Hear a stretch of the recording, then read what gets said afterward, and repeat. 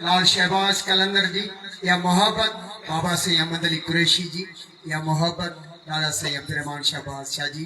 या मोहब्बत बावफा मोहब सईद मोहम्मद अली कलंदर जी। अॼु हुनजी 28वीं ते सभिनी कलंदरनि खे दिलि जे गहराइनि सां भलीकार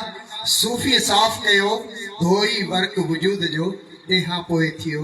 जीअरे बसण प्रिय जो। असांजी अंजुमन गुलामानी कलंदर जा रहबर, असांजा सरवान सैयद साईं गुलाम हैदर शाह काज़मी कलंदरी, तव्हां ई असां सभु ख़ुशि नसीब जेके कुंडरी मां तव्हां ई असांजे लाइ हिननि हस्तनि जे आसन में वेही तव्हां ई असांजे लाइ दुआ घुराइण आया आहिनि। ऐं साईं खे गुज़ारिश कंदुसि त पंहिंजे रूहानी किताब सां तव्हां ई असांजे दिलनि खे रोशनास कनि। दमस्त कलंदर, लजपाल कलंदर, शहबाज कलंदर, सही शहबाज कलंदर, मस्त शहबाज।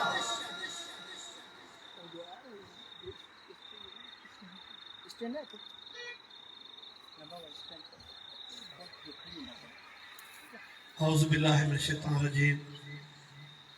बिस्मिल्लाहिर रहमानिर रहीम। अल्लाहुम्मा सल्लि अला सय्यदना मुहम्मदिन नबियल उम्मी व अला आलिहि व अस्हाबिहि व बारिक वसल्लम। मुंहिंजा सभी प्यारो, मुंहिंजा दोस्तो, मुंहिंजा अज़ीज़ो, असांजे पारां हीणाई वारो, आजिज़ी वारो अस्सलाम वालेकुम हक़ मौजूद। मुंहिंजा प्यारो, हीअ अॼु असांजी 28 ही असल में उन शाह साहब जे उन शेर जे आहे जेका आऊं तव्हांखे पढ़ंदुसि।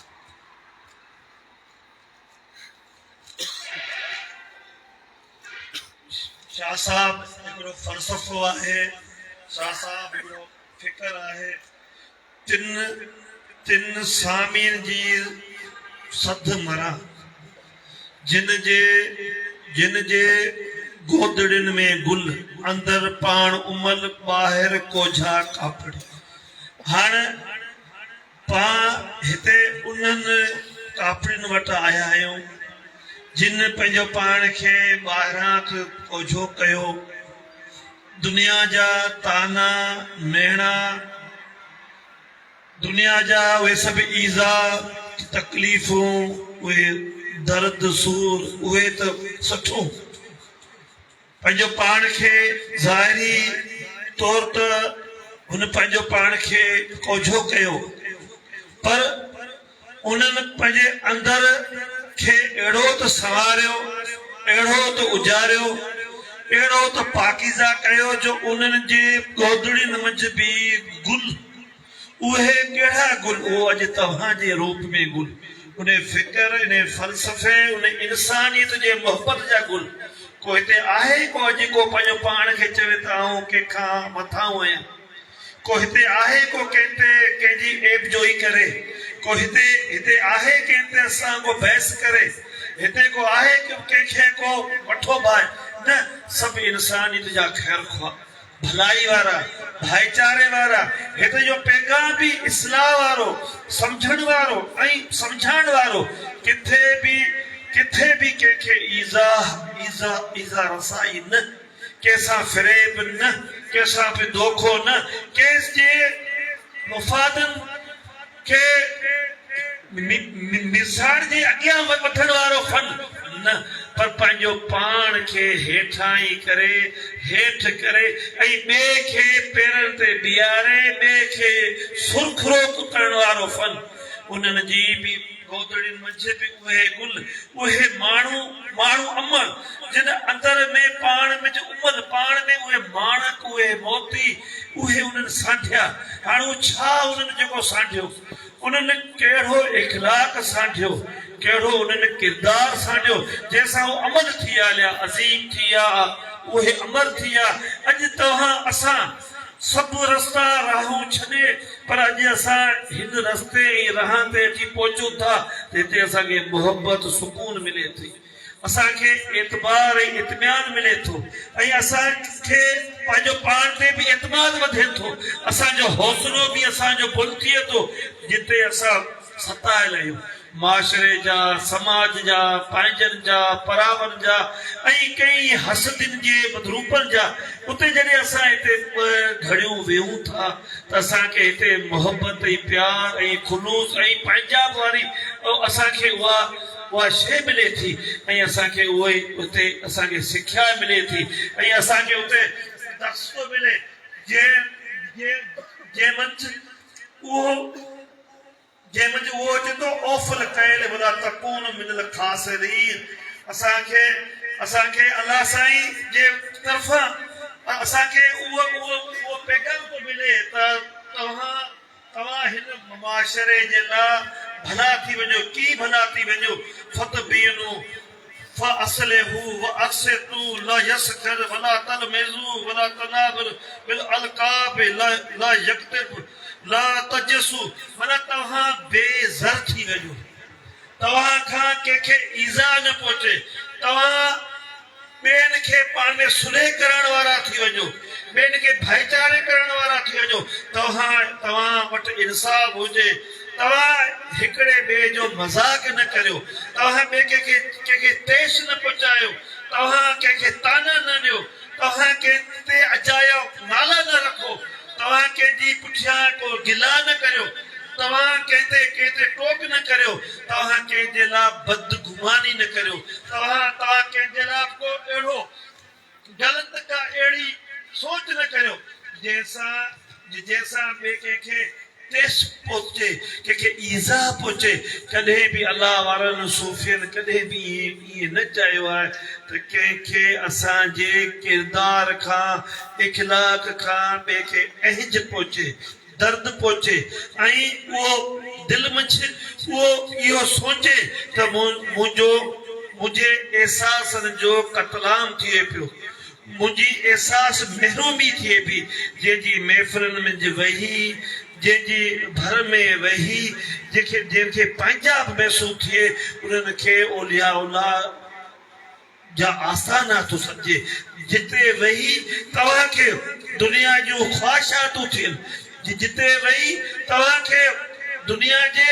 उन्हनि हसीन शयुनि जा ग़म तव्हांखे अंदर में सचाइनि, तव्हांखे उन्हनि पासे तव्हांखे वठी वञनि, तव्हांखे टेंशन विझनि, तव्हांखे परेशान विझनि त उहो तव्हां सम्झो त उहो दुनिया जे मुफ़ादन जो काज हो, दुनिया जे मुफ़ादन जो उहो साथ हो। पर हिते का न महरूमी कोन्हे। हिते सुकून आहे, हिते आराम आहे, हिते कंहिं बि क़िस्म जी दिल आज़ारी न आहे। मुंहिंजा दोस्तो, इहो सभु तरस उन सूफ़िया किरामनि जो आहे। इहो तरस सभिनि अल्लाह जे वलियनि कामिलनि जो आहे जिन पंहिंजो पाण खे त रख कयूं पर ॿियनि खे रख थियण खां बचायूं। पाण जी ज़िंदगी उन दाव ते हणी आहे पर ॿियनि जी बि ज़िंदगी उन दाव ते हणण खां बचायूं। पाण त सभिनी जा ताना तुनका त सही आहे पर ॿियनि खे कोशिशि कयूं त अहिड़ा अमल अहिड़ा इंसान करियूं जो उन्हनि खे दुनिया ते घटि में घटि तानो त तुनको न ॾे। हू पंहिंजे पेर ते बीह रहनि ऐं एॾा त ख़ुदि मुख़्तियार थी वञनि। हुनजी पंहिंजी ख़ुदि मुख़्तियारी पहिरीं पंहिंजी पाण ते हले, पोइ पंहिंजी फैमिली ते हले, पोइ हुनजी समाज ऐं माशरे ते हले। जेको पाण पंहिंजे पाण पेर ते न बीठो उहो ॿियनि खे पेरनि ते कीअं बीहारंदो। जंहिंखे पंहिंजो पाण ते बि एतबार कोन हूंदो उहो पाण खे ॿियनि खे पाण ते एतबार जे लाइ कूड़ा कसम खणंदो, कूड़ियूं फतवाऊं ॾींदो, कूड़ियूं ख़बरूं कंदो, कूड़ा ख्वाब ॿुधाईंदो, कूड़ा ख़्याल ॿुधाईंदो। पर जंहिंखे पंहिंजो पाण ते एतबार आहे उनखे अहिड़ी कंहिं बि ॻाल्हि जो सौदो करणो कोन पवंदो। जंहिंमें नकल हुजे, फ़रेब हुजे, धोखो हुजे, कॾहिं बि सोन जेको पेश हूंदो आहे उनखे बि ॿुधाइणो कोन पवंदो त आउं आर्टिफिशियल आहियां। केतिरो बि आर्टिफिशियल ते तव्हां सोन जो पाणी हणो पर सोन पेश पोइ बि उन्हनि मंझां पधरो हूंदो। इहे गुलाब जो गुल हज़ारनि गुलनि मंझि बि उन गुलाब जे गुल जी खुशबू जुज़ा थींदी के अहिड़ा बि गुल ख़ूबसूरत हूंदा पर तव्हांखे सूंघींदा खणंदा त हुन में तव्हांखे कंहिं बि क़िस्म जी खुशबू तव्हांखे न मिलंदी। मुंहिंजा दोस्तो तव्हां बि खुशबू वारा थियो,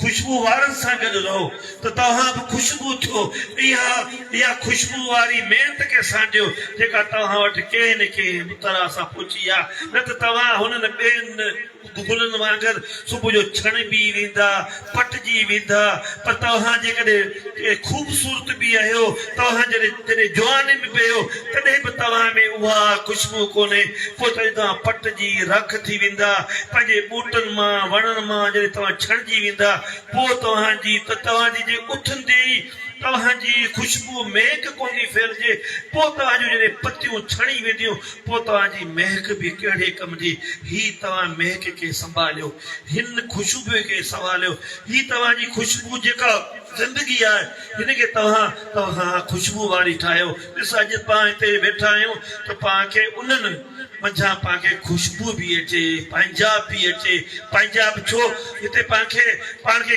कंहिं बि क़िस्म जी इहे को बि कोन चवे त तव्हांजो तरीक़ो छा आहे तव्हांजो फ़लसफ़ो छा आहे तव्हांजो फ़िक्र छा आहे। हिते पाण खे को बि टेंशन कोन्हे। अॼु पाण जे वेठा आहियूं त पाण खे ठेल ठुकल पंहिंजे अॻियां अची मिलंदी। हिते पंहिंजी मेज़बानी बि थिए थी पंहिंजे अॻियां मानी बि ईंदी पंहिंजो आदर भाव बि थिए थो पंहिंजो प्यार मोहबत थिए थो। इहे शयूं सभु तॾहिं थियूं थियनि जे उन्हनि जे पुठियां बि इहे शयूं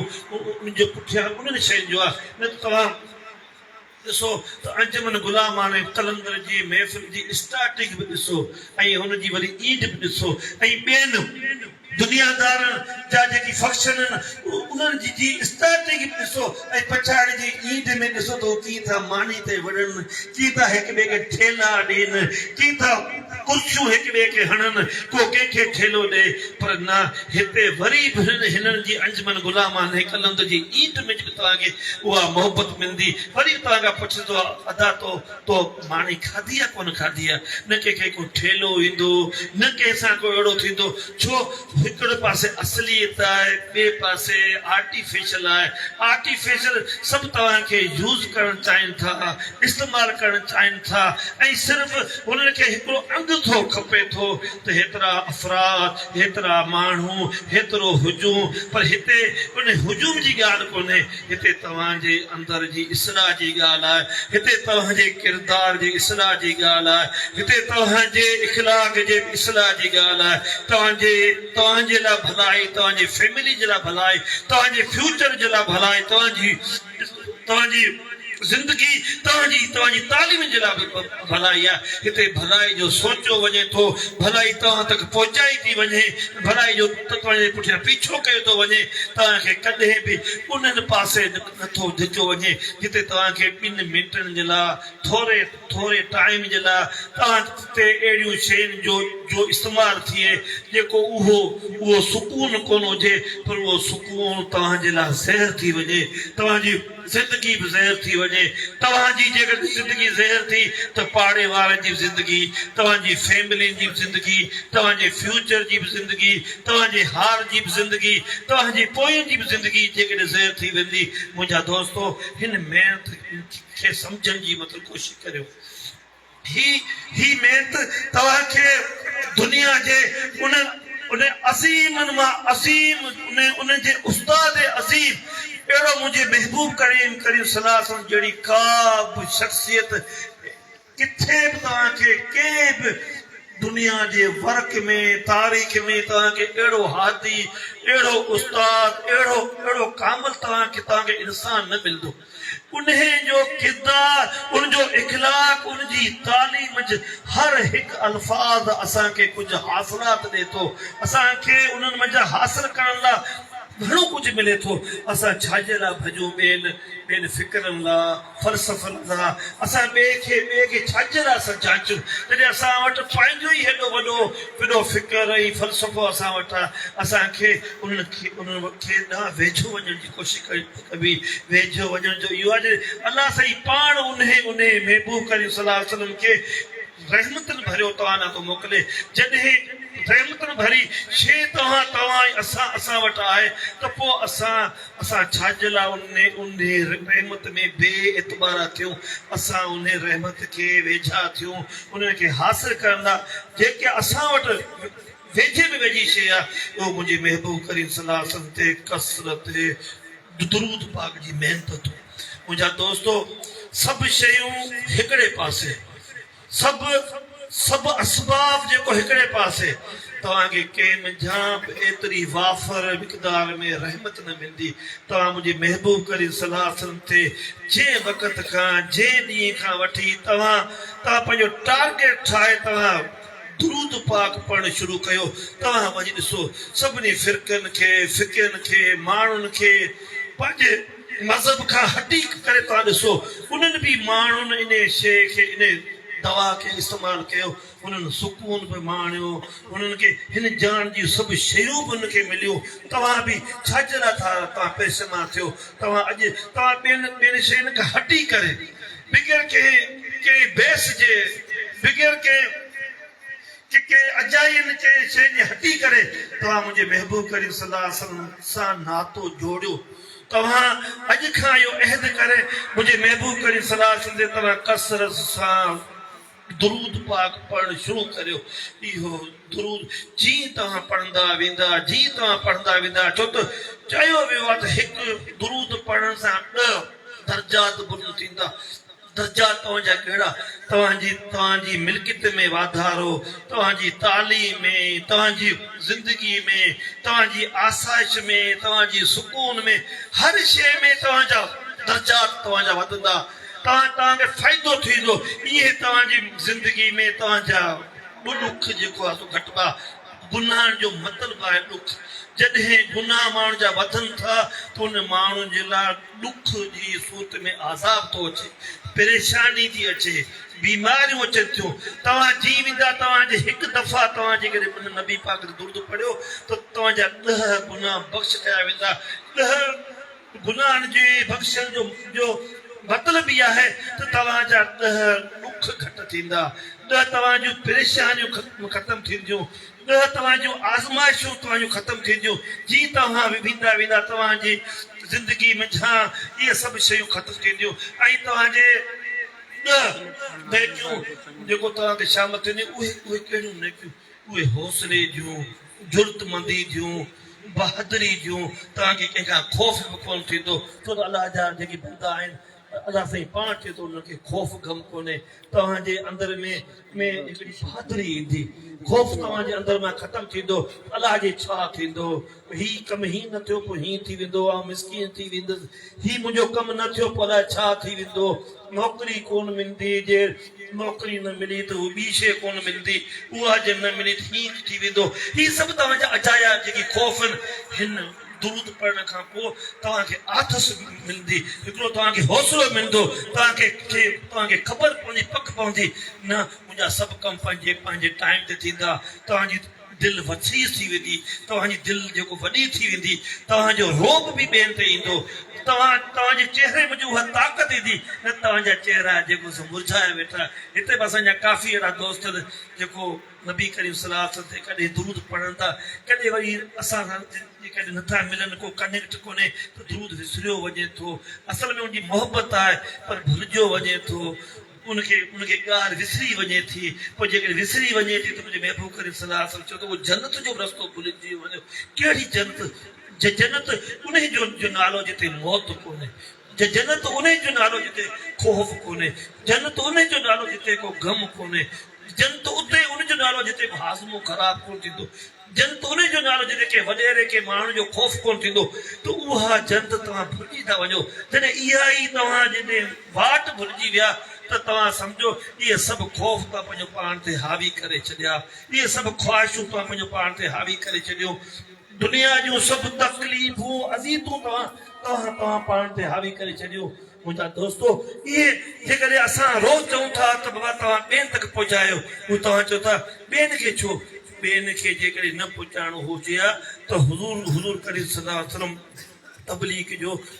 दाइरो एॾो माना आम जेको न कनि पंहिंजी फैमिली खां उन खां पोइ महबूब जे असाब किरामन इहो कमु कयो आल बेट किरामन कयो हिननि अलाह जे हिननि बुज़ुर्गनि बि झर जंग जारे हिकिड़े मां 10 कया हिकिड़ो माण्हू अकेलो जेकॾहिं वञे थो पर उहो हिकिड़ो माण्हू हज़ारनि खे पाण सां जेकॾहिं गॾु खणी उन जेकॾहिं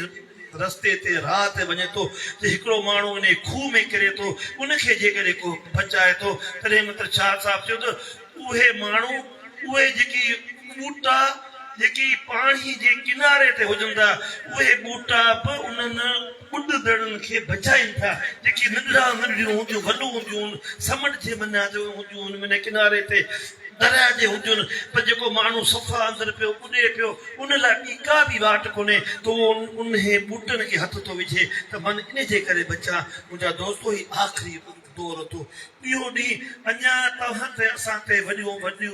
आज़माइशुनि जो टाइम अचे पियो तव्हां असांजे लाइ दुनिया जी सॼी चेंज थींदी ही सभु शयूं वरी इन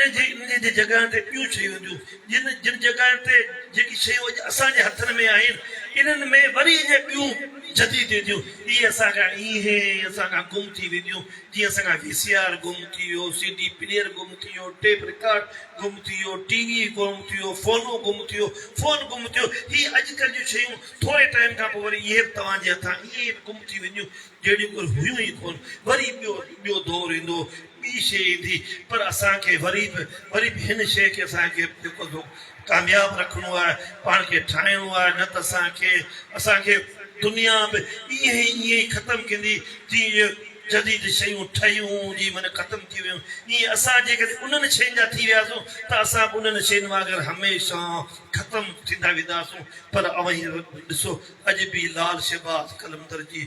दरगाह असांखे बि ॿुधाए त उनजो कलंदराना रंग अॼु बि क़ाइमु आहे अॼु बि असांखे साईं मोहम्मद अली जी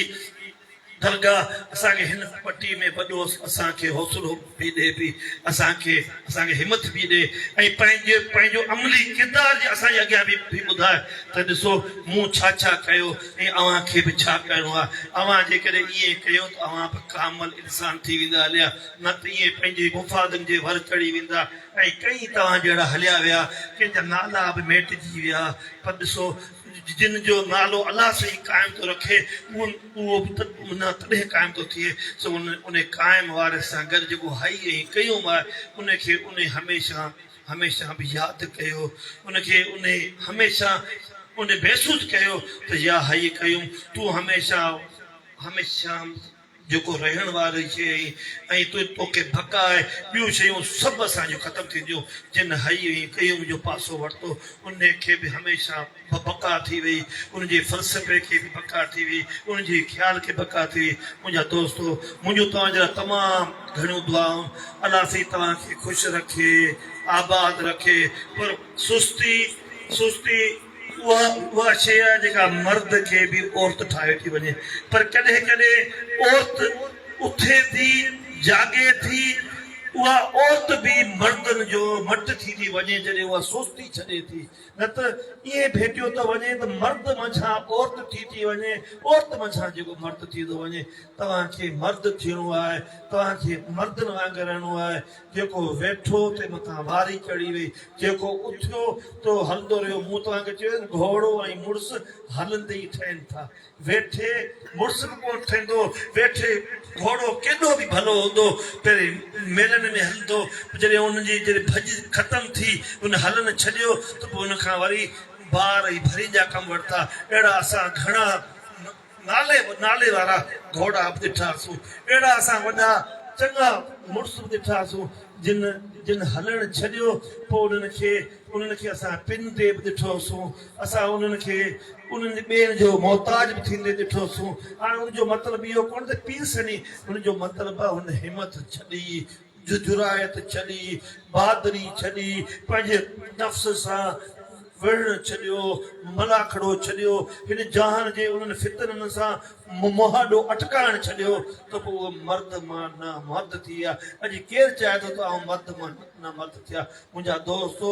मर्द आहियो मर्दनि वारी सोबत इख़्तियार करियो मर्द उहे कोन्हे जेको हिक खे मारीनि ॿ खे मारीनि कंहिंखे धाड़ा फुल पहिरीं त मर्द उहो आहे जेको पंहिंजो पाण खे मारे पोइ अचे ॿार चए त अॼु मूं पंहिंजो पाण खे मारियो आहे, पंहिंजी अनायत खे मारियो आहे, पंहिंजी ख़ुदि गर्ज़ी खे मारियो आहे, पंहिंजी वॾाई खे मारियो आहे, पंहिंजी तकबर खे मारियो आहे। मर्द त उहो आहे जेको पंहिंजो पाण खे मारे। तॾहिं चवंदा मर्द उहो मर्द तुंहिंजी का वञी बाक़ी दुनिया में ॻाल्हि रहंदी, बाक़ी ॿी सभु जान आहे या मख आहे। कॾहिं हुते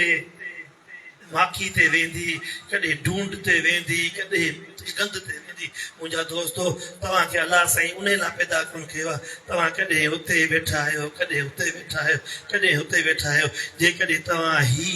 माखी खाधी अथो, हिन माखी ते वेठा आहियो, त हिन माखी सां खां उथी जेकॾहिं ढूंढ ते वेंदा, गंद ते वेंदा, उते बि तव्हांजो पेट भरबो। पर सोचो त गंद ऐं माखी में तव्हां जॾहिं फ़र्क़ु सम्झणु शुरू थियो त तव्हां सम्झो सूफ़ी आहियो। इहो जॾहिं फ़र्क़ु तव्हां सम्झो तॾहिं तव्हां सम्झो तव्हांजी इस्लाह थी। इन इस्लाह जे लाइ तव्हां अॼु असां पहुता आहियूं त असांखे ढूंढ गंद ऐं सुठी शइ में असांखे जेको फ़र्क़ु करणु खपे। हाणे ही सुठी शइ अथो, ॿिए पासे जेको सो गंद अथो। गंद तव्हांखे बिगैर के पैसनि जे मिलंदो, जो किथे मोइल जानवर जी सूरत में मिलंदो, किथे तव्हांखे किथे फुटपाथनि जे गंद मिलंदो। पर हिलाल थोरो पैसनि सां मिलंदो, थोरी महिनत सां मिलंदो, थोरी हलण सां मिलंदो, थोरी जाखोड़ सां मिलंदो। छो त हिलाल तव्हांखे मुफ़्त में कोन मिलंदो, तव्हांखे आज़माइश सां मिलंदो। तंहिं करे दोस्तो, हिन पंधनि में तव्हांजी नफ़्स जी आज़माइश आहे, तव्हांजी पंहिंजी आज़माइश आहे। कुझु तव्हांखे ॾियणो पवंदो, पंहिंजी जवानी जी बि ज़कवात ॾियणी पवंदी, पंहिंजे रूह जी बि ज़कवात ॾियणी पवंदी, तव्हांजे नफ़्सानी ख़्वाहिशात जी बि ज़कात ॾियणी पवंदी। तव्हांखे पंहिंजी जवानी जी जेकी हसरतूं आहिनि उन्हनि खे बि तव्हांखे मेटाइणो पवंदो, पाण ते सब्र बि करिणो पवंदो। जिन बि सब्र कयो उहे साबरीन थी विया, उन्हनि खे अलाह साईं पंहिंजो दोस्त कयो, उहे ओलिया वला थी विया। उहे जहिड़ो ओलिया वला उहो थी वेझो जेके अलाह साईं पंहिंजो दोस्त कयो, उनखे ख़ौफ़ न खां। मुंहिंजा दोस्तो, अलाह साईं तव्हांखे आबाद रखे, तव्हांखे ख़ुशि रखे, तव्हांखे हमेशह अलाह साईं हर हंधि तव्हांखे सुरखरू ऐं कामयाब रखे।